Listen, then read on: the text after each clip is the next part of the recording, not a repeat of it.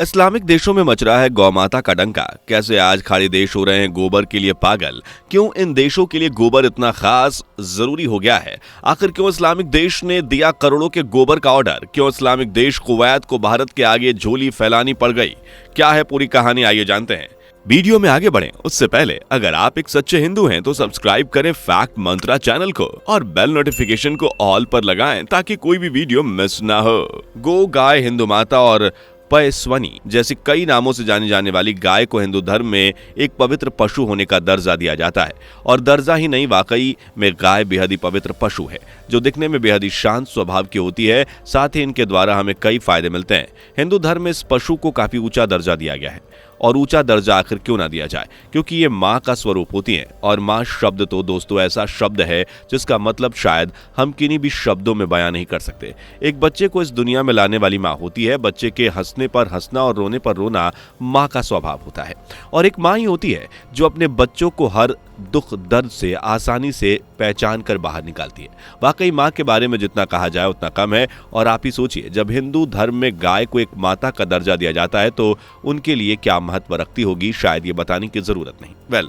हमारे भारत में तो सदियों से गायों को गौ माता के नाम से भी जाना जाता है। यहाँ गाय की सेवा की जाती है। यहाँ तक कि भारत में जो गाय को पूजा जाता है, वहीं अगर बात हो गाय से मिलने वाले फायदे की तो अक्सर लोग गाय को दूध का ही एकमात्र फायदा समझते हैं। लेकिन असल में दोस्तों गाय से हमें बहुत से फायदे मिलते हैं। वैसे बता दें कि किसी समय पर भारत को गाय का मूत्र पीने वाला देश नाम से भी चिढ़ाया जाता था। देश का मजाक भी बनाया जाता था। लेकिन आपको जानकर बड़ी हैरानी होगी कि आज वही देश गाय के गोबर के लिए पागल हुए जा रहे हैं। जी हाँ, सही सुना आपने। आज विदेशी लोग गाय के गोबर की मांग कर रहे हैं। और ये मांग इतनी है कि आज विदेशों में गाय के गोबर लेने के लिए भारत का दरवाजा खटखटाना शुरू हो गया है। सुनकर हैरानी हो रही होगी ना, लेकिन यह सच है जनाब। विदेशों में लोग गाय का गोबर लेने के लिए करोड़ों रुपए देने के लिए तैयार हैं।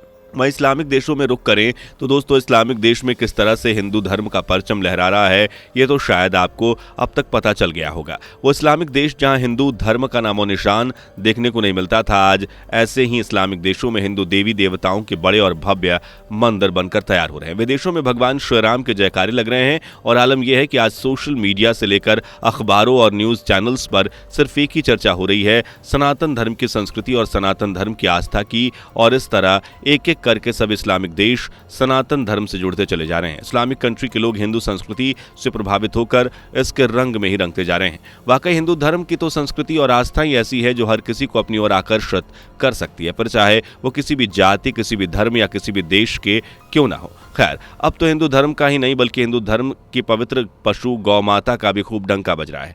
आज इस्लामिक देशों के लिए गौ माता किसी देवी से कम नहीं है। जी हाँ, पर ऐसा हम नहीं कह रहे। चलिए हम ये जान लेते हैं कि ऐसा क्यों है। दोस्तों, मिडिल ईस्ट के कुवैत जो इस्लामिक देशों में खूब शुमार किया जाता है, इसके बारे में तो आपने सुना ही होगा। जी हाँ, ये वही देश है जो अपनी रईसी के लिए जाना जाता है, अपनी करेंसी दिनार के लिए भी जाना जाता है। पर शायद आपको सुनकर बेहद ही अजीब लगे कि यही देश आज भारत के पास अपनी झोली फैलाकर आ गया है। और भारत से इस देश को एक ही जरूरत है, गाय का गोबर। जी हाँ, आज इन देशों के लिए गाय का गोबर इतना इंपॉर्टेंट हो गया है कि आज ये देश अपनी रईसी, अपनी शान और अपने रुतबे को भूलकर भारत से गौ माता के गोबर को मांगने के लिए आ पहुंचे हैं। आपको बता दें कि इस्लामिक देश कुवैत ने भारत को गोबर का ऑर्डर दिया है।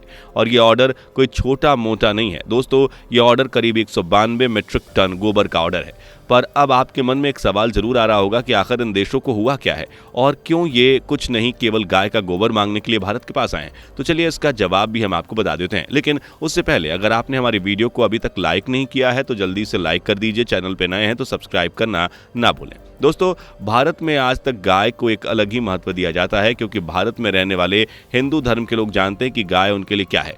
और गाय एक इंसान की जीवन शैली, उसके स्वास्थ्य, उसके ताकत और बहुत सी चीज़ों में कितनी उपयोगी है, इस बात से भारत अच्छे से वाकिफ है। शायद अब इस्लामिक देश कुवैत भी अच्छे से इस बात से रूबरू हो गया है, तभी तो आज उसके कदम भारत के पास आकर रुक गए हैं। खैर, गोबर के ऑर्डर की बात करें तो इसके पीछे की वजह गोबर के अंदर पाए जाने वाले दुर्लभ खनिजों की मात्रा है, जो खजूर की फसल के लिए किसी वरदान से कम नहीं है।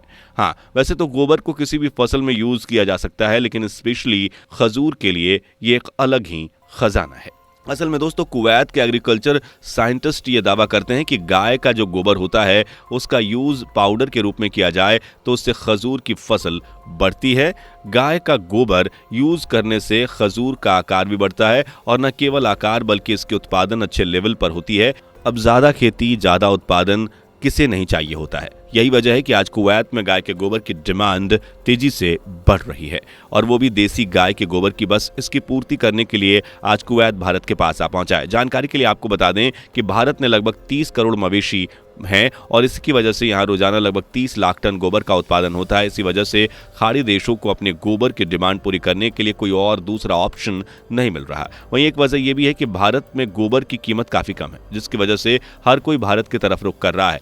खैर ये तो बात हुई कुवैत की, लेकिन कहा तो ये भी जा रहा है कि सऊदी अरब भी भारत के पास अपनी इस मांग को लेकर आ सकता है और ये मांग करोड़ों की होने वाली है।